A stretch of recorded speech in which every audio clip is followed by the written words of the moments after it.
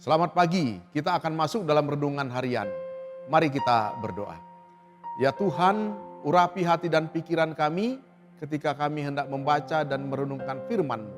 Di dalam nama Tuhan Yesus Kristus kami berdoa. Amin. Salam, Bapak Ibu Saudara-saudara, ayat firman Tuhan yang menjadi bacaan kita terdapat di dalam Amsal 26 ayat 13 sampai ayat yang ke-16. Dan ayat yang menjadi renungan terdapat di dalam Amsal 21 ayat yang ke-25. Bunyinya demikian. Si pemalas dibunuh oleh keinginannya karena tangannya enggan bekerja. Dan tema yang saya mau ambil adalah melawan kemalasan.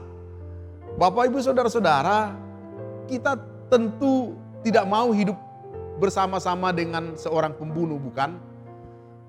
Akan tetapi sadarkah kita bahwa kita sering hidup nyaman bersama pembunuh yang kejam? Siapa pembunuh itu? Pembunuh itu bernama kemalasan. Pertanyaannya, apa yang dia bunuh? Bapak Ibu, yang dia bunuh adalah semua kemungkinan kita untuk mencapai keberhasilan. Meskipun kita memiliki berbagai macam fasilitas, berbagai macam faktor yang dibutuhkan untuk berhasil, tetapi apabila kita malas, maka keberhasilan tidak akan kita dapatkan. Bagaimana kita tahu bahwa ternyata kita hidup di dalam kemalasan? Amsal memberikan penjelasan. Ada 4 karakteristik orang yang malas.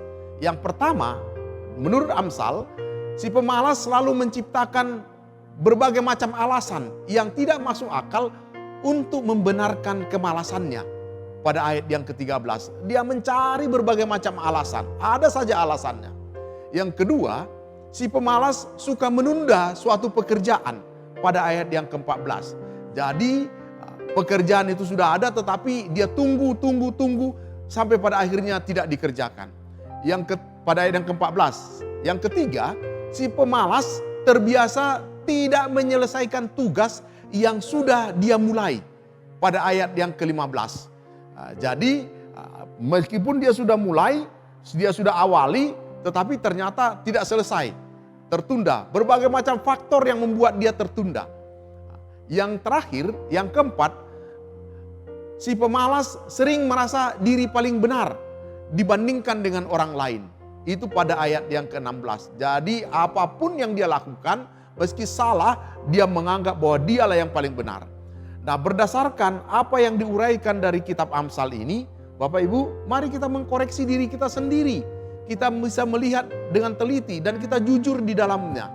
Apakah kita merupakan bagian dari apa yang disampaikan oleh pemazmur tadi?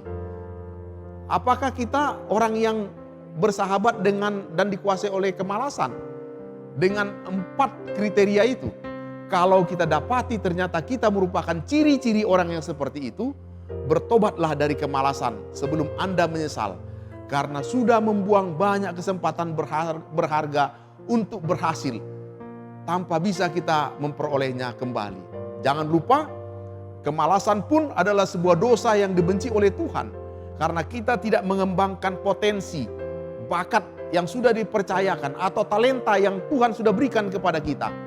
Di dalam Matius 25 ayat yang ke-26. Ketika Tuhan berikan talenta kepada kita dan talenta itu tidak kita kembangkan, Tuhan membenci orang-orang yang malas. Kita menghancurkan masa depan sendiri secara perlahan karena kemalasan kita, melalui kemalasan kita. Oleh sebab itu, lawanlah kemalasan dan Tuhan akan memberkati saudara. Amin. Mari kita berdoa. Firman-Mu yang kiranya menyertai kami, memberkati kami, supaya kami menjadi orang-orang yang selalu giat dalam pekerjaan, melawan segala kemalasan kami. Di dalam nama Tuhan Yesus Kristus kami berdoa. Amin.